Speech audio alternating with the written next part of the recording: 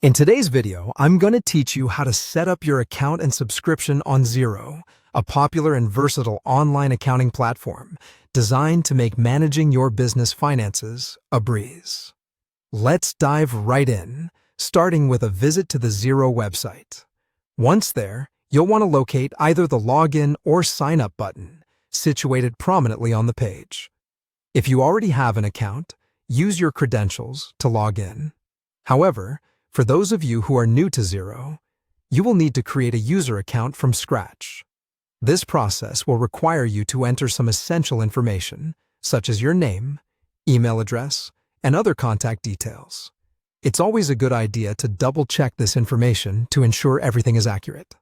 After setting up your account, keep an eye on your inbox as you will receive an email from Xero with instructions on how to verify your newly created account. Once you've verified your account, you'll be prompted to create a password. Make sure your password is strong yet memorable, as this will keep your account secure. Upon logging in, Xero will guide you through a brief setup process. Take your time through this process, as it will help personalize and optimize the platform for your specific business needs. Once the setup is complete, navigate over to your profile section.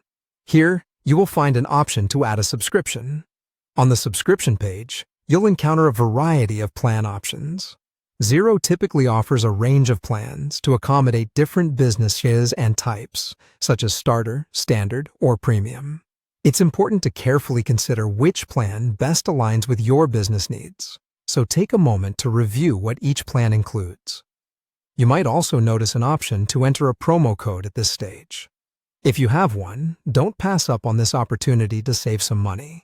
Once you've selected the right plan for your business, you'll proceed to review your selection along with any additional add-ons you might have chosen. It's wise to double-check everything before moving forward.